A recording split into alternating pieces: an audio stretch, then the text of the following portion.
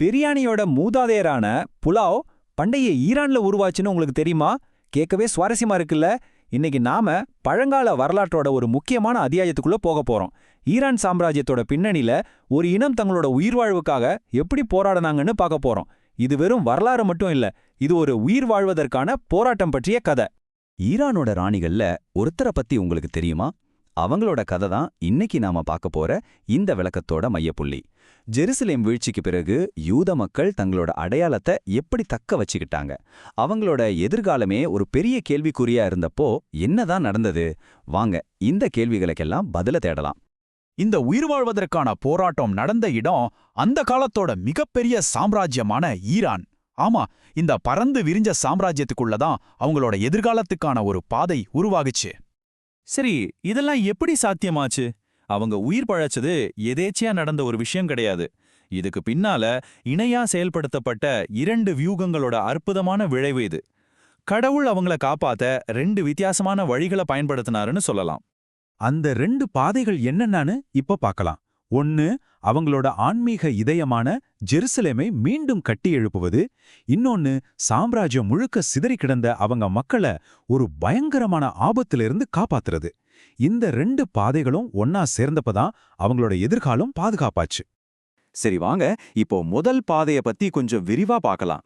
ஜெருசலேம மீண்டும் கட்டியெழுப்ப உதவி செஞ்ச தலைவர்கள், அப்புறம் அதுக்கு காரணமா இருந்த அரசாணைகளை பத்தி தெரிஞ்சுக்கலாம்.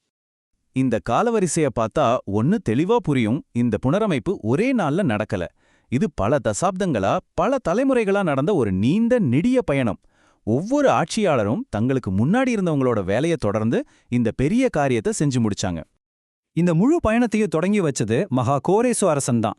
அவரோட ஆணை நம்பிக்கையே இல்லாம இருந்த யூத மக்களுக்கு ஒரு பெரிய நம்பிக்கை ஒளியா வந்துச்சு. ஆனா இதுல ஆச்சரியமான விஷயம் என்னன்னா, அவர் பிறக்கிறதுக்கு சுமார் 150 வருஷத்துக்கு முன்னாடியே ஏசாயா தீர்க்கதரிசி அவரோட வருகை பற்றியும் அவர் செய்ய போற இந்த காரியத்தை பற்றியும் முன்னறிவிச்சிருக்காரு. பாருங்க, அரசன் ஆணையிட்டா மட்டும் போதாது, அத களத்துல நின்னு செயல்படுத்துறதுக்கு ஒரு திறமையான தலைவர் வேணும் இல்லையா? அந்த தலைவர் தான் சிறுபாபேல். மாபெரும் தாவீது ராஜாவோட வம்சத்துல வந்த இவர் ஆலயத்தை திரும்ப கட்டுற வேலைக்கு தலைமை தாங்கினார். ஒரு சுவாரஸ்யமான விஷயம் என்னன்னா, இயேசு கிறிஸ்துவின் மூதாதையர்கள்ல இவரும் ஒருத்தர். இந்த கட்டுமான பணி சுமூகமா போயிட்டு இருந்தப்போ ஒரு பெரிய எதிர்ப்பு கிளம்புச்சு. வேலை நின்னு போற நிலைமைக்கு வந்துருச்சு. அப்போதான் முதலாம் டேரியஸ் உள்ள வர்றாரு. அவர் குறைசோட ஆணைய சட்டப்பூர்வமா உறுதி செஞ்சது மட்டும் இல்லாம கட்டுமானத்துக்கு தேவையான நிதிய அரசாங்க கஜானாவிலிருந்தே கொடுத்தாரு. இது கதையோட போக்கையே மாத்தின ஒரு முக்கியமான திருப்புமுனை.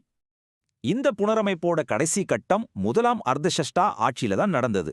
இது வெறும் கட்டிடங்களை கட்டுறது மட்டும் இல்ல, மக்களோட ஆன்மீக சமூக வாழ்க்கையை மீட்டெடுக்கிறதும் கொடுத்தான்.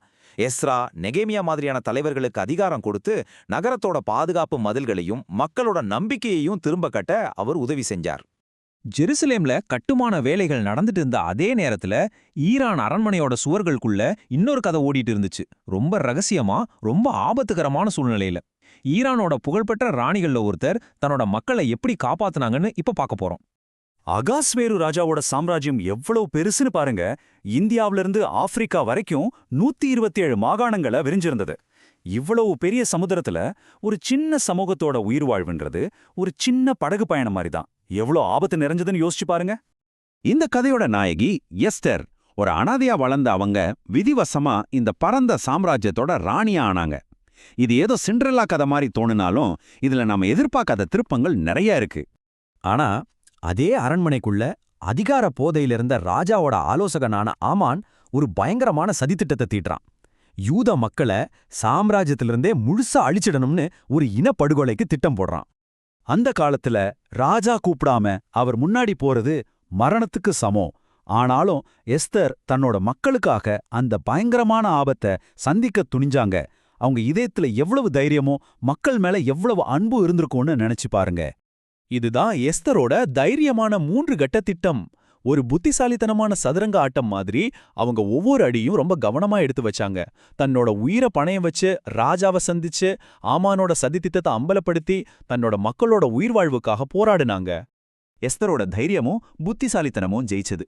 அவங்க மக்கள் யாரும் எதிர்பார்க்காத வகையில காப்பாற்றப்பட்டாங்க. அந்த அற்புதமான விடுதலையை நினைவுகூரும் விதமா இன்னைக்கும் உலகம் முழுக்க இருக்கிற யூதர்கள் பூரிம் அப்படிங்கிற பண்டிகையை ரொம்ப சந்தோஷமா கொண்டாடுறாங்க. சரி, இதுவரைக்கும் நாம 2 தனித்தனி கதைகளை பார்த்தோம். இப்போ அந்த 2ஐயும் ஒன்னா சேர்த்து ஒரு முழுமையான சித்திரமா பார்க்கலாம். இந்த 2 பாதைகளும் சேர்ந்து ஒரு மக்களோட எதிர்காலத்தை எப்படி பாதுகாத்துச்சுன்னு புரிஞ்சுக்கலாம். நாம ஆரம்பத்துல பார்த்த அதே ஸ்லைடுக்கு திரும்ப வந்திருக்கோம். ஆனா இப்போ அந்த 2 பாதைகளும் வெற்றிகரமா முடிஞ்சிருக்கிறத பார்க்கலாம். இது எதேச்சியா நடக்கல. அவங்களோட உயிர் வாழ்வுக்கு பின்னாடி இருந்த இந்த இரட்டை வியூகத்தோட மகத்தான வெற்றியை இதை தெளிவா காட்டுது. இந்த விளக்கத்தோட முக்கியமான சாராம்சம் இதுதான். ஒரு பாதை அந்த மக்களுக்கு அவங்க தாய்நாட்டுல வேர்களை கொடுத்துச்சு.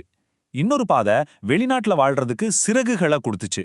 இந்த 2ஓட இணைப்பு தான் அந்த இனத்தோட எதிர்காலத்துக்கு உத்தரவாதம் கொடுத்துச்சு.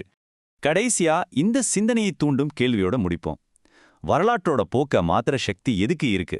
அரியணையிலிருந்து வர்ற அதிகாரப்பூர்வமான ஆணைகளுக்கா, இல்ல நாம எதிர்பார்க்காத இடங்களிலிருந்து வர்ற ஒரு தனிநபரோட தைரியமான இதய துடிப்பா? யோசிச்சு பாருங்க.